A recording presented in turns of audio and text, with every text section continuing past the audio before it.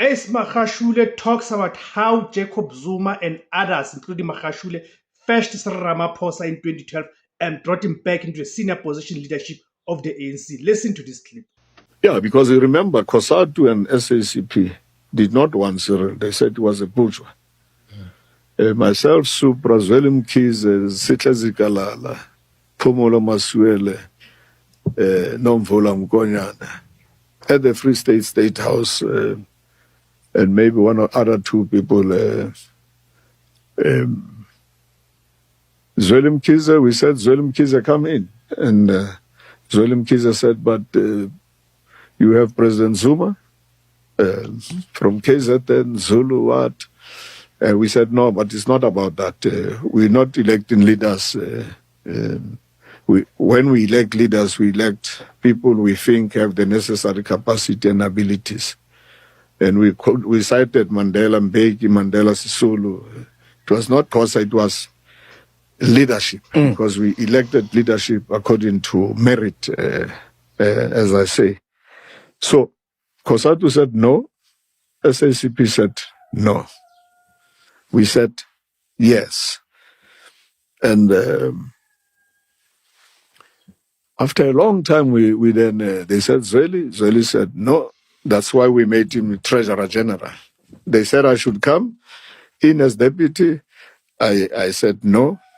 And then I was also nominated national chair in 2012, myself and Comrade Balek Mbete. I declined because we had to have a smooth conference, and it was wonderful, and we had the host as the Free State. 2017, SACP COSATU says Cyril president. It's us who say no Cyril president. You see the contradictions. In Marxist terms, they call it negation of negation. Contradictions, but sometimes these contradictions are healthy. And so the people who said they don't want Cyril 2012, they now want him 2017. We who put him 2012, we now say no, end is that.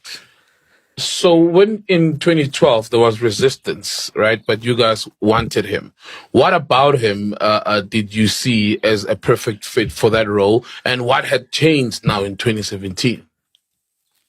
We didn't know some of the things. As I say, we were pre-warned and we were told certain things.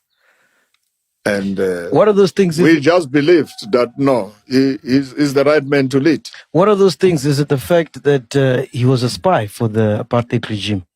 No, well, as I say, I can't talk about some of the things. So that's a yes. That's a yes. It's not a yes. It's a yes. No, it's not a yes. It's a yes. It's a loud yes. Very loud yes. No. All right, cool.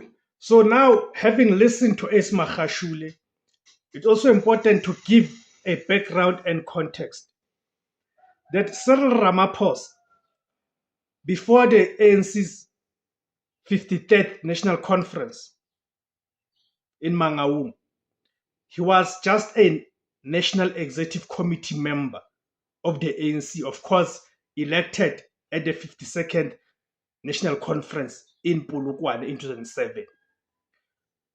So it was Jacob Zuma who, of course, prior to the Mangaung Conference, Jacob Zuma was being deputized, meaning Jacob Zuma was the president of the ANC elected in Polokwane.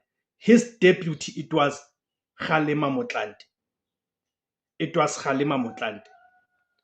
So now, in the lead up to the Mangaung Conference, with Kgalema Motlanthe contesting Jacob Zuma for the presidency of the ANC in the Mangaung Conference, Jacob Zuma, Magashule, and others who were in the Jacob Zuma slate, they deemed it fit and proper to go and fetch Cyril Ramaphosa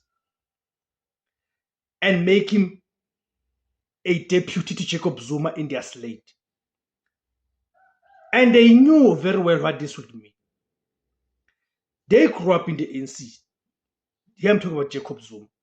He knew very well what this would mean, that bringing Cyril Ramaphosa back and making him his deputy president in the ANC, then with the National elections in 2014, he knew that with the ANC winning those elections, then Cyril Ramaphosa would become